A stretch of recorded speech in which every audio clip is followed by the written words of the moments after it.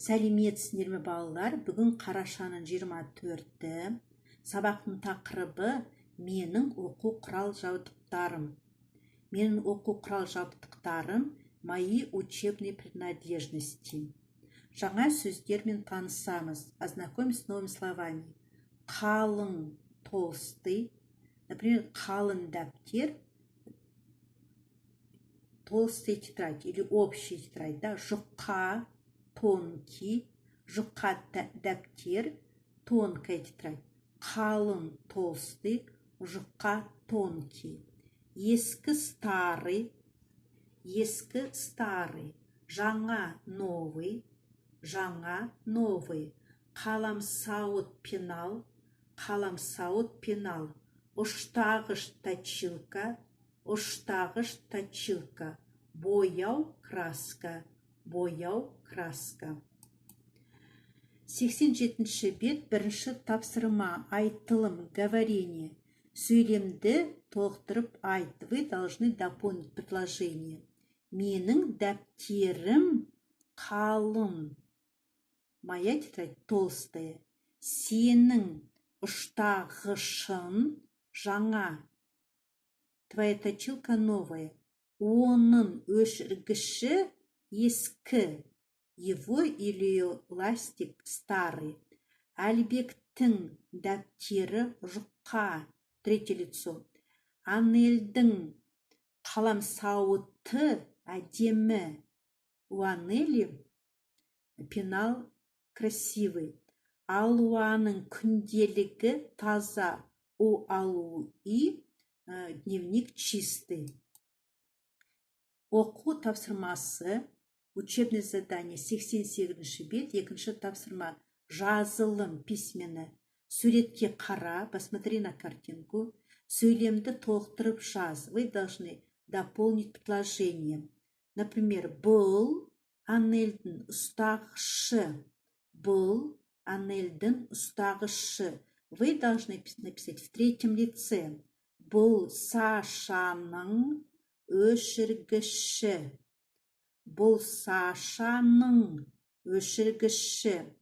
Бұл Әлбектің дәптері.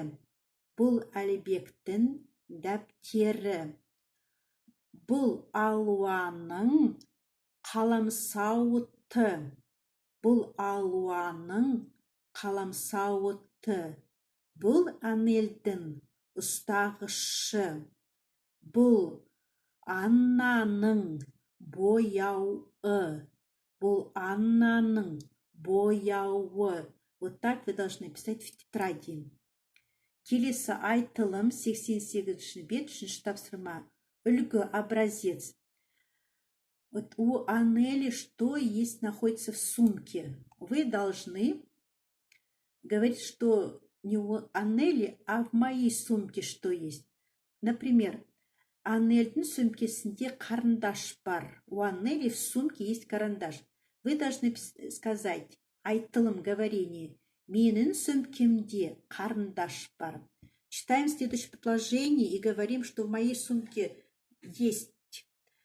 Анельдің сөмкесінде жұқа дәптер бар. В сумке Анеля есть тонкая тетрадь. Теперь мы скажем, в моей сумке есть тонкая тетрадь. Менің сөмкемде жұқа дәптер бар. Читаем следующее предложение. Анельдің сөмкесінде қалың кітап бар. У Анели в сумке есть толстая книга. Теперь мы скажем, в моей сумке находится толстая книга. Менің сөмкемде қалың кітап бар. Анельдің сөмкесінде күнделік бар. У Анели сумки есть дневник. Менің сөмкемде күнделік бар. Анельдің сөмкесінде қаламсауыт бар. Есть пенал в сумке Анеля. Теперь вы должны сказать, в моей сумке есть пенал. Менің сөмкемде қаламсауыт бар. Анельдің сөмкесінде өшіргіш, ұштағыш бар. В сумке Анеля есть ластик и точилка. Вы должны сказать, в моей сумке есть ластик и точилка. Менің сөмкемде өшіргіш, ұштағыш бар.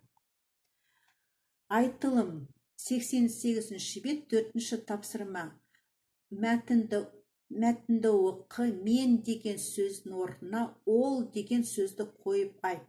Наоборот, здесь дано в первом лице мен, а вы должны писать в третьем лице он или она. Здесь в предложении написано, что мен мектепке барамын, я иду в школу. Вы должны сказать, он или она идет в школу. Меняем. Ол мектепке барады. Мектепке дәптер, кітап, күнделік, қаламсауыт апарады. Апарат отнесет. Отнесу, апарамын, отнесу я в первом лице. Теперь вы должны сказать в третьем лице. Мектепке дәптер, кітап, күнделік, қаламсауыт апарады. Қаламсауытқа қалам, қарындаш, ұштағыш, өшіргіш саламын. Я кладу в пенал ручку, карандаш, точилку и ластик. Теперь он или она кладет қаламсауытқа қалам, карандаш, ұштағыш, өшіргіш салады. Значит, мы здесь дано в первом лице все. Барамын, апарамын, саламын. Мы сделали в третьем лице барады, апарады, салады.